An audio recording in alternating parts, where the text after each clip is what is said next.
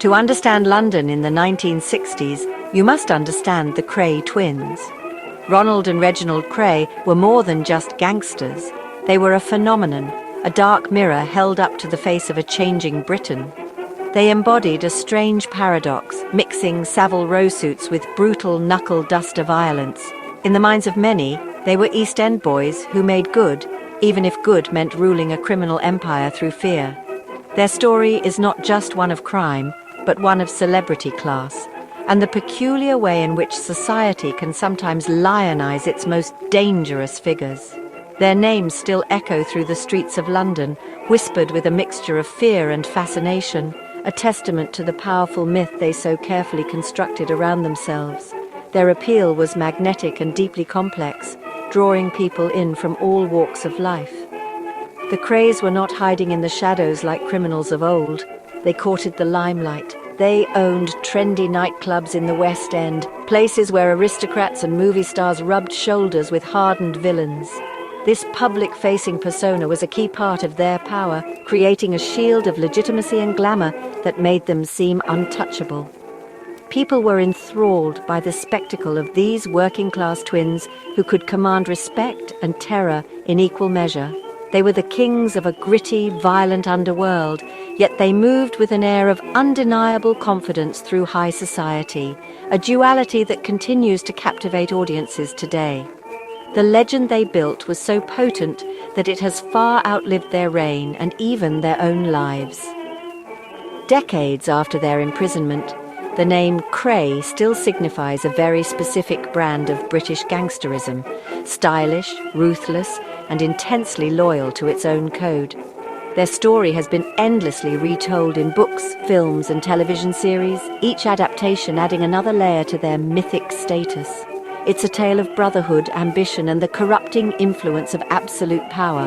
The Krays understood the power of image long before the age of social media, and they masterfully crafted a public identity that was both terrifying and alluring, ensuring their place in the annals of criminal history. Even today, on this day, the 28th of July, 2025, their influence persists. The fascination is not merely with their crimes, but with the world they created. They represented a form of rebellion against the establishment, a raw and violent challenge to the polite veneer of British society. For some, they were folk heroes, for others, they were simply monsters. The truth, as it often is, lies somewhere in the messy, complicated middle. Their story forces us to ask uncomfortable questions about our own fascination with violence, power, and the charismatic figures who wield it. The Kray twins were a product of their time, but their legend has become timeless. A dark fairy tale from the heart of London's East End.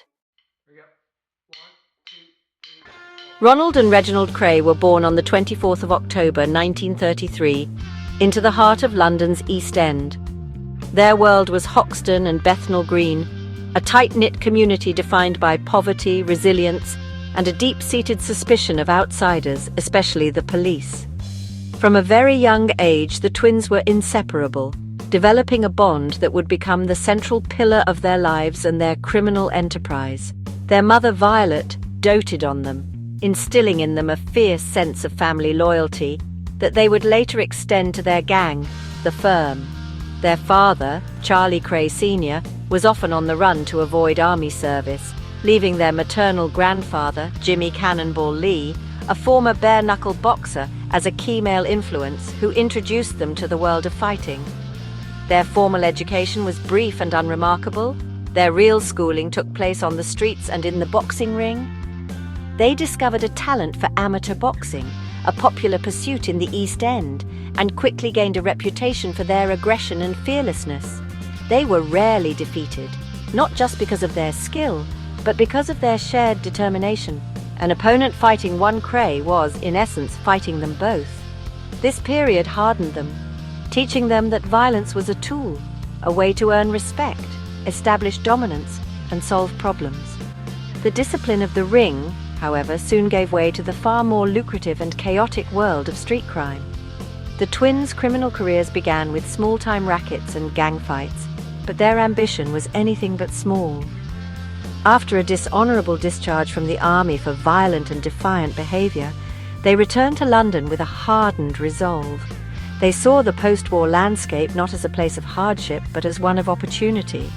They started by taking over a small, run-down snooker club in Bethnal Green, which became their first headquarters. From this base, they began to systematically build their power, using intimidation and extreme violence to extort money from local pub landlords and businessmen in what became known as protection rackets. Their reputation for ferocity spread like wildfire through the East End. This early period was crucial in establishing the foundations of their future empire. They learned how to leverage fear, how to cultivate a network of loyal followers, and how to present a united, impenetrable front to the world. Their twinship was their greatest asset. People whispered that they could read each other's minds, that they were two halves of a single, ruthless entity. It was in these formative years, amidst the bomb-scarred streets of East London, that the Kray legend was born. They were no longer just Ronnie and Reggie from Valence Road. They were becoming the Krays, a name that would soon strike terror and command a grudging respect across the entire city. The Krays' ascent from street thugs to criminal overlords was swift and brutal. Their primary business was the protection racket, a simple but effective scheme where they demanded money from business owners in exchange for protecting them from harm that the twins themselves would inflict if the payments stopped. They expanded their territory with ruthless efficiency, taking over rival gangs through sheer force and intimidation. Their gang, which they called the Firm, was run with a corporate-like structure, but with a core of unwavering, violent loyalty. The twins were the chairman of the board, and their word was law. Disobedience was met with swift and terrifying punishment, ensuring that their control over London's underworld remained absolute. Their criminal activities soon diversified beyond simple extortion. They became involved in armed robbery, hijacking and arson, demonstrating a chilling capacity for organized violence. But their most infamous crimes were murder. In 1966, Ronnie Kray, the more volatile and openly psychotic of the two, walked into a pub in Whitechapel, the Blind Beggar, and shot a rival gangster named George Cornell in the head in full view of several witnesses. Cornell had made the fatal mistake of calling the openly bisexual Ronnie a fat poof. The murder was a brazen display of power, a message to all that the Krays were untouchable. The climate of fear they had cultivated was so intense that not a single witness dared to testify against them. A year later, in 1967, the twins orchestrated the murder of Jack the Hat McVitie, a minor member of their own gang who had failed to carry out a paid hit. Reggie Kray, often seen as the more controlled twin, lured McVitie to a basement flat in Stoke Newington on the pretense of a party. When a gun he planned to use jammed, Reggie frantically and repeatedly stabbed McVitie to death in a frenzy of violence. This murder was different. It was messy, desperate, and ultimately a sign that the twins were beginning to lose their grip. It showed that their violence could turn inward, and it created a trail of evidence and disgruntled associates that would eventually lead to their downfall. Alongside this brutality, the Krays astutely invested their criminal profits into legitimate businesses, most notably nightclubs in London's fashionable West End. They bought Esmeralda's Barn in Knightsbridge, which became a magnet for the rich and famous. This move was a stroke of genius as it laundered their money and, more importantly, their reputation. They were no longer just East End gangsters, they were nightclub proprietors, businessmen, and celebrities in their own right. This veneer of legitimacy provided them with a powerful alibi and a social shield, making it incredibly difficult for the police to build a case against them, while they simultaneously tightened their iron grip on the city's criminal underworld. In the vibrant, optimistic era of the 1960s, known as Swinging London, the Kray twins carved out a unique and sinister niche for themselves as celebrity gangsters. While the city celebrated the Beatles and fashion icon Twiggy, it also harbored a dark fascination with the sharply dressed, menacing figures from the East End. The Krays actively sought this celebrity status, understanding that fame was a form of power. They posed for portraits by the famous photographer David Bailey, the same man who photographed rock stars and royalty. These iconic images, presenting them as cool, brooding, and impeccably styled, helped cement their legendary status and blurred the line between notoriety and celebrity. Their West End nightclub, Esmeralda's Barn, was the epicenter of their glamorous public life. It was here that the underworld collided with the world of entertainment and politics. The club attracted a glittering clientele, including Hollywood stars like Judy Garland and George Raft, as well as British actors, musicians, and even members of Parliament. For these celebrities, mingling with genuine, dangerous gangsters offered a thrilling taste of the forbidden, a brush with an authentic, gritty world far removed from their own. The twins, in turn, basked in the reflected glory, using these associations to enhance their prestige and create an aura of invincibility. They were the hosts of London's most dangerous and exciting party. The media played a crucial role in shaping the Kray's public image. Newspapers were filled with stories about them, often portraying them with a strange mix of condemnation and admiration.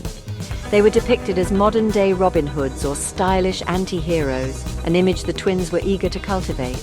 They gave interviews, donated to charity, and always presented themselves as respectable businessmen who were deeply loyal to their community and their beloved mother, Violet. This carefully managed public relations campaign was remarkably effective, making them popular figures in the East End and objects of fascination for the rest of the country. Their menace was always present, but it was wrapped in a cloak of charm and celebrity. However, this high-profile lifestyle was a double-edged sword. While it gave them a degree of immunity, it also placed them directly in the crosshairs of the authorities. Their fame meant that their crimes, particularly the murders of Cornell and McVitie, could not be ignored. The very celebrity that protected them also made them a prime target for ambitious police officers like Detective Chief Superintendent Leonard Nipper Reed, who was determined to bring them to justice. The Kray's love for the spotlight ultimately illuminated the dark secrets of their empire, and the glamorous world they had built would soon come crashing down around them. The downfall of the Kray twins began when the law finally found a man determined enough to dismantle their empire of fear. Detective Chief Superintendent Leonard Nipper Reid of Scotland Yard made it his personal mission to convict the twins, having failed in a previous attempt.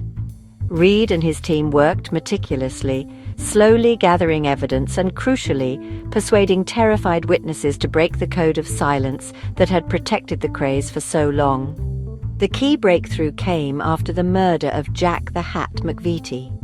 The sheer brutality and, honestly, the clumsiness of the crime left a trail of resentful and frightened associates who were finally willing to cooperate with the police in exchange for protection. In May 1968, the police finally struck. Ronnie, Reggie, and 15 members of their firm were arrested in a series of coordinated raids. The subsequent trial at the Old Bailey in 1969 was, without a doubt, one of the most sensational in British legal history.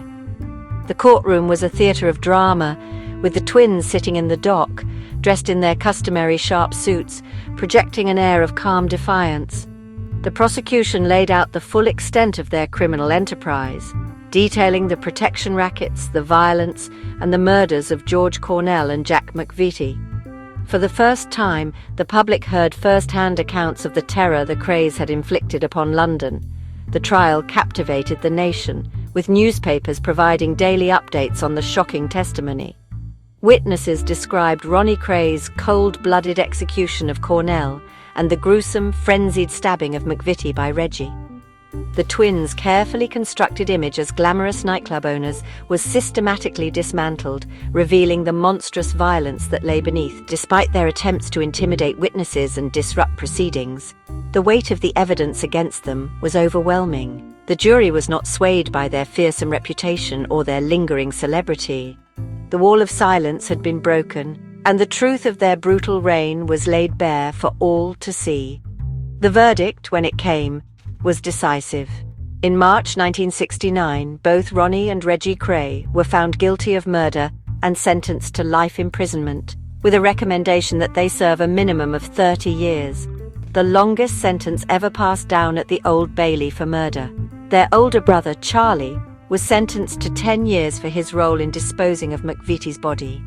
The reign of the Kray twins was officially over. The men who had once ruled London's underworld with an iron fist were now confined to a prison cell, their criminal empire shattered. Their fall was as dramatic as their rise, marking the end of an era for British crime. When comparing the Kray twins to their American counterparts, such as Al Capone or the heads of the 5 families of New York, one must first consider the vast difference in scale. The American Mafia was a sprawling national and even international organization with deep roots in politics, labor unions, and major industries like construction and haulage.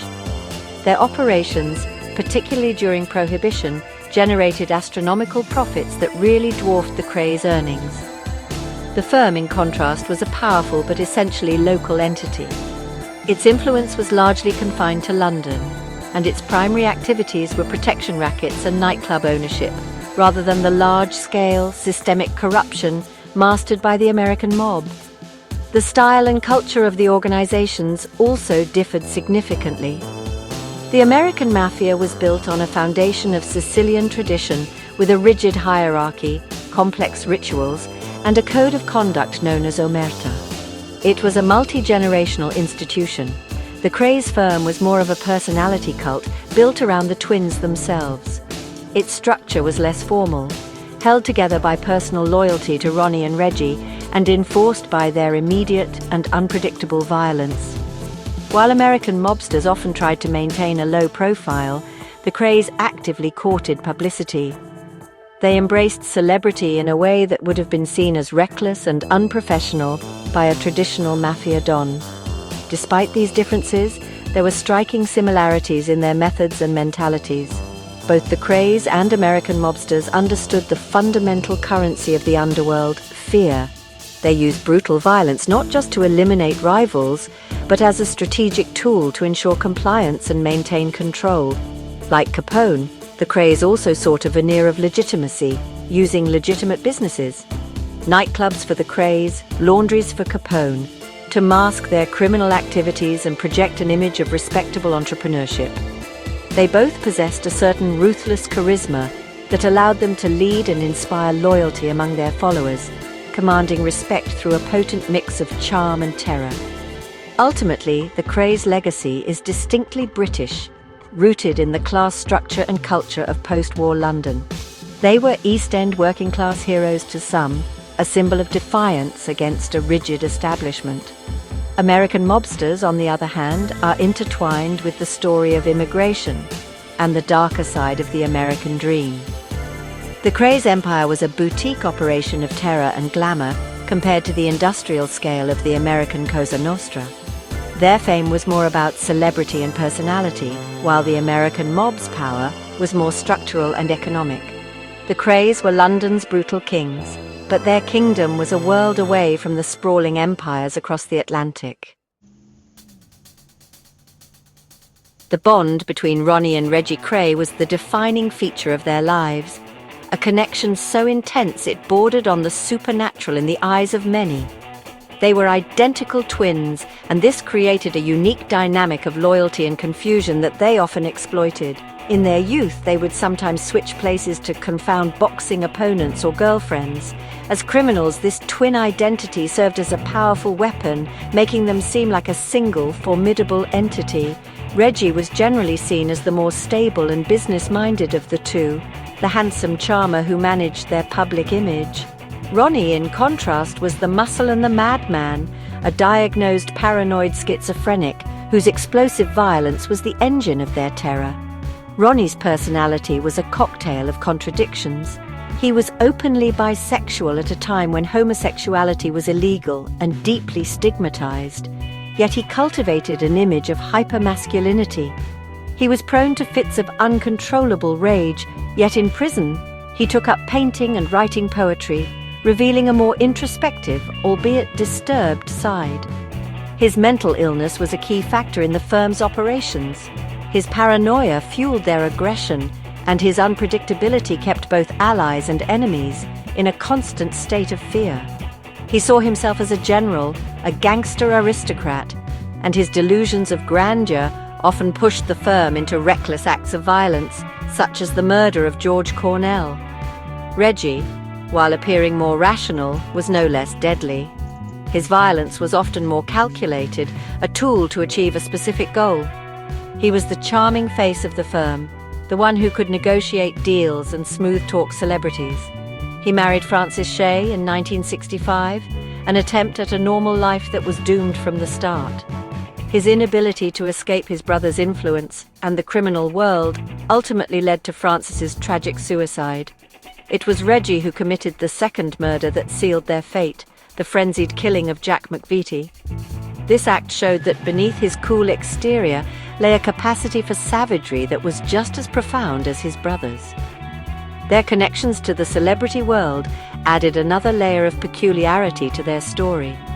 They were photographed with countless stars and were rumored to have compromising information on prominent politicians, including a supposed affair between Ronnie and the Conservative peer Lord Boothby.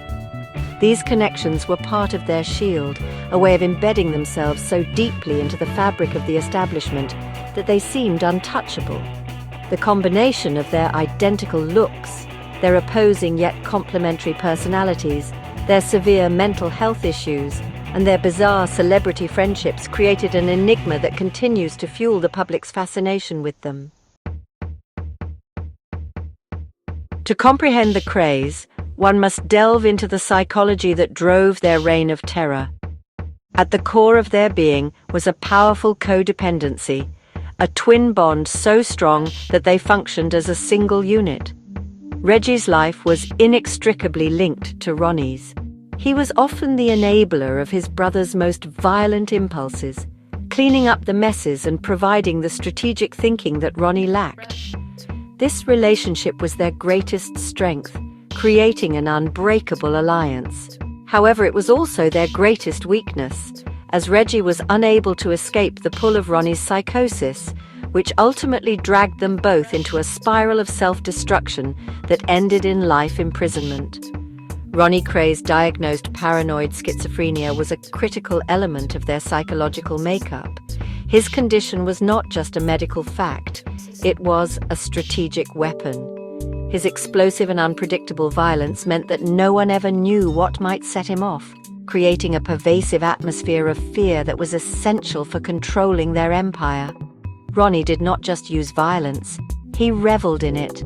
He craved the notoriety it brought him and saw it as a legitimate expression of his power and status. His delusions of grandeur, where he imagined himself as a figure on par with Al Capone or a military commander, gave a bizarre and terrifying logic to his brutal actions. The twins' behavior was also driven by an insatiable need for control and an obsessive craving for fame. Growing up in the poverty of the East End, they were determined to rise above their circumstances and command respect. For them, control was achieved through fear. By making themselves the most feared men in London, they could dictate terms to everyone, from pub owners to rival gangs. But they wanted more than just power. They wanted to be seen. Their pursuit of celebrity was a way of validating their existence, of transforming themselves from common criminals into legendary figures. They wanted their names to be known and remembered, and they achieved this through a masterful manipulation of the media. Ultimately, fear was the cornerstone of their psychological strategy. They understood that the threat of violence could be even more powerful than the act itself. The stories of what they were capable of, the beatings, the slashings, the murders, were their primary currency. This reputation for brutality ensured that witnesses would not talk, victims would pay up, and rivals would back down. Their entire empire was built on this psychological warfare. They were not just breaking bones, they were breaking spirits, instilling a deep and lasting terror that allowed two men with a relatively small gang to hold an entire city in their thrall.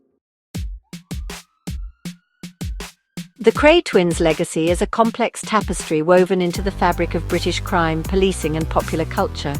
Their most immediate impact was on the very nature of gangsterism in the UK. They made it glamorous. Before the Krays, British gangsters were often seen as grubby, backstreet thugs. Ronnie and Reggie, with their sharp suits, celebrity friends, and West End clubs created a new archetype, the stylish, media-savvy gangster. They established a brand of criminality that was as much about image and reputation as it was about violence. This blueprint of the celebrity villain has been endlessly imitated by subsequent generations of criminals who understood the power of a well-crafted public persona. Their reign and subsequent downfall had a profound effect on British policing. The long and difficult investigation led by Nipper Red highlighted the challenges of tackling organised crime, particularly when it is protected by a wall of witness intimidation. The successful prosecution of the Krays became a landmark case, demonstrating the need for new police strategies, including witness protection programs and more sophisticated intelligence-gathering techniques. It marked a turning point where Scotland Yard began to develop the modern methods required to dismantle complex criminal organisations, learning hard lessons from the years when the twins seemed to operate with complete impunity. Perhaps their most enduring legacy lies in the world of popular culture. The story of the Krays is a modern British myth, retold countless times in films, books, documentaries, and even music. From the 1990 film The Krays to the 2015 movie Legend starring Tom Hardy, their lives have provided endless material for storytellers. These portrayals have often romanticized their lives, focusing on the glamour, the loyalty, and the style, while sometimes downplaying the sheer psychotic brutality of their actions. They have become cultural icons, their faces as recognizable as rock stars, their story a dark but irresistible chapter in the nation's history. The myth of the Krays continues to fascinate because it speaks to enduring themes of power, rebellion, and the dark side of ambition. They represent a paradox, monstrous killers who were also devoted to their mother, working-class boys who conquered the West End, terrifying figures who charmed celebrities.